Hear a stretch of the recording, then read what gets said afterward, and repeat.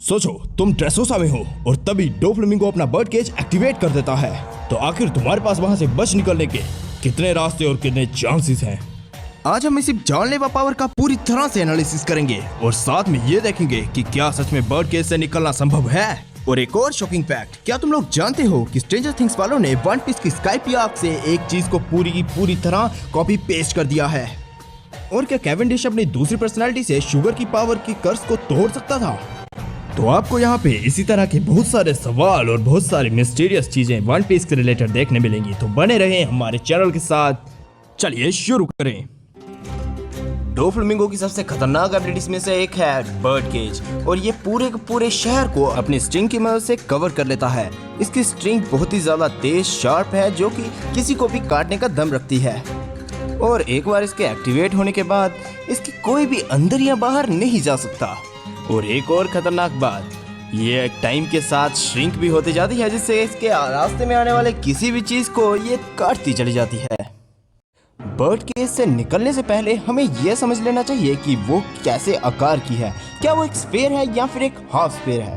तो bird cage एक half sphere है जो कि इस तरह से दिखती है और इसका प्रूफ ये है कि ये पूरी तरह से अंडरग्राउंड तक नहीं जाती, क्योंकि अगर ये पूरी तरह से अंडरग्राउंड तक जाती तो नीचे वाले जो शिप्स वगैरह थे जो कि डोफ्लेमिंगो के आदमियों के थे या फिर उसने बेचने के लिए रखे हुए थे, क्योंकि मैं इसी आर्क तक कभी पहुंचा हूं और मैंने अभी डोफ्लेमिंगो को मरते हुए देखा है, इसलिए ये वीडियो बना रहा हूँ। तो मैंने जो देखा है मैं वो बता रहा हूँ कि ये पूरा स्फीयर तो नहीं है, ये हाफ स्फीयर है। हाँ, एक और जरूरी बात, बर्ड केज पैरेलल लाइन से बना हुआ है, ना कि स्पाइडर वेब की तरह इंटेंगल्ड। तुम्हारे पास 3 तरह के रास्ते हैं यहाँ से निकलने के। या तो तुम बीच से सरक के निकल जाओ, या तो तुम अंडरग्राउंड हो जाओ, या तो तुम स्वाट की मदद से काट दो। तुम्हारे पास 3 चांसेस है, तुम कौन सा ऑप्शन चुनोगे? क्या तुम यहाँ से एस्केप कर पाओगे? Do or die. क्या तुम बीच से सरक के निकल सकते हो? लगता तो आसान होगा ना? ना, क्योंकि स्पाइडर वेब पे पूरा का पूरा कंट्रोल डोफ्लेमिंगो का है। वो हर एक चीज पे नजर रख रहा है। ऑब्जर्वेशन हाकी उसकी बहुत ही ज्यादा स्ट्रॉन्ग है और अगर तुम बीच से निकलने का प्लान बनाओगे तो तुम बुरी तरह से काटे जाओगे। तो तुम्हारा सवाल तो ये भी होगा ना कि आखिर ये जो डोम है वो तो बहुत ही ज्यादा बड़ा है, पूरे शहर को कवर कर रहा है। क्या डोफ्लेमिंगो हर जगह नजर रख रहा है कि मैं उससे निकल ना पाऊं? एक्चुअली ऐसा नहीं है। जो डोफ्लेमिंगो है वो अपने पैरासाइट स्ट्रिंग की हेल्प से लोगों को कंट्रोल कर सकता है और उनके द्वारा की हुई कोई भी चीज़ देख सकता है।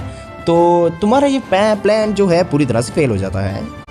और बात रही अंडरग्राउंड से निकलने की, तो ये प्लान थोड़ा कारगर साबित तो कर सकता है। वैसे तुम्हारे पास ड्रेसरोसा में बिल्कुल एक हावर है जिसमें तुम पूरा खड्डा निकालोगे, नीचे तक जाओगे और बाहर निकलने का ट्राई कर सकते हो। लेकिन हमें उसकी लिमिट नहीं पता, स्ट्रिंग की लिमिट नहीं पता कि वो कितना डीप तक गई हुई है। तो क्या पता तुम अंडरग्राउंड ही कट जाओ। तो यहाँ पे 50-50 चांसेस है कि तुम सर्वाइव करो या ना करो। और अगर बात रही स्ट्रिंग्स को काटने की, तो अभी तक हमें किसी को भी उन स्ट्रिंग्स को काटते हुए नहीं दिखाया गया ड्यू टू हमारे ओडा सेंसे। उनका प्लान ही कुछ ऐसा था कि उन्होंने किसी भी स्वॉर्ड्समैन को उसको काटने नहीं दिया।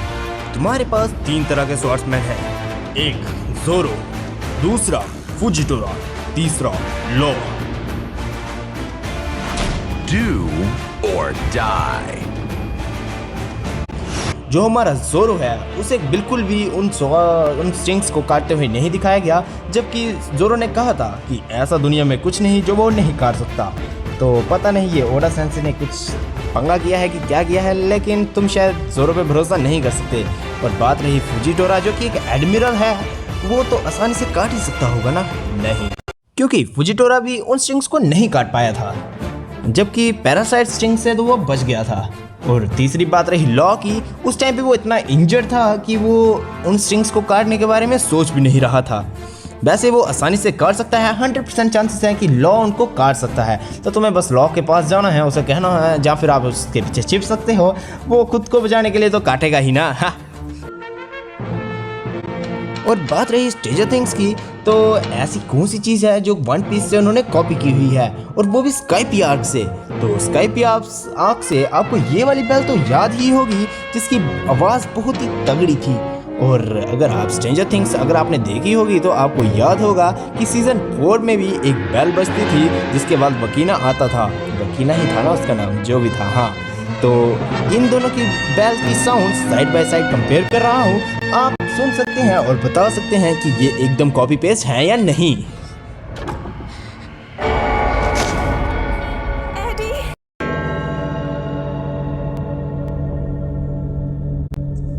हाँ, तो वापिस आए ड्रेसरोसा पे।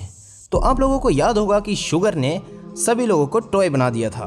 तो उस टाइम पे मेरे दिमाग में आया था कि क्या कैवेंडिश, जिसको कैवेज कहा था लूफी ने, क्या वो अपनी सेकंड पर्सनालिटी से उस कर्स को तोड़ सकता था?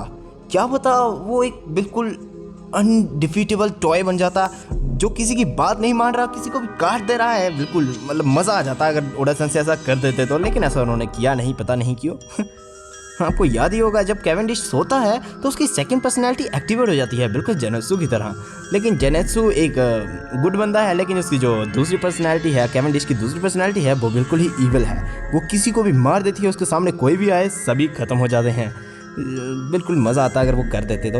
और इसी तरह का एक और इंसिडेंट है जो कि थ्रिलर बाग में हो सकता था। आपको याद ही हुआ उससे पहले हमारा हुआ था वाटर 7 आर्क, उसके बाद हुआ था हमारा एनिस लॉबी। आपको याद ही होगा कि एनिस लॉबी में हमारे प्यारे चॉपर को एक नई फॉर्म दी गई थी, जो कि चॉपर अगर 3 रंबल बॉल्स खाता है तो उसको एक नई फॉर्म मिलती है जिसका नाम था मॉन्स्टर मोड। हाँ, मॉन्स्टर मोड कुछ करके ऐसा नाम था उसका, जो कि बिल्कुल एकदम चुम्मेश्वरी लग रही थी। बिल्कुल ऐसा हॉरर टाइप का फीलिंग आ रहा था। मतलब क्या ही बताऊं आपको। थ्रिलर बार्क बिल्कुल उस करैक्टर के लिए, मतलब उस फॉर्म के लिए बिल्कुल परफेक्ट रहता। अगर हमें उन घोस्ट के बीच में पेरोना के बीच में अगर गलती से भी अगर चॉपर को रंबल बॉल खाते दिखा देते और वो अपनी मॉन्स्टर मोड एक्टिवेट कर देता तो बिल्कुल एकदम से मज़ा ही आ जाता। ओडा सेंसे ने पता नहीं इस तरह की चीज़ें क्यों नहीं सोची, जबकि मैं देखते देखते ऐसा सोच रहा था कि काश ऐसा हो जाता, काश ऐसा हो जाता। मैं ऐसी बहुत सारी चीज़ें लिख के रखा हूँ जो कि आगे आने वाली वीडियोस में ज़रूर से अपलोड करूँगा, तो आप भी बने रहना मेरे साथ। तो दोस्तों, ये थी हमारे डोफ्लामिंगो के बर्ड केज, हमारे स्काइपिया बेल और हमारे थ्रिलर बाग की कहानी।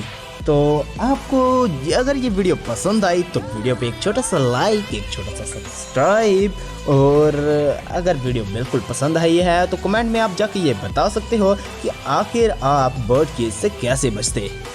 Tata, bye bye.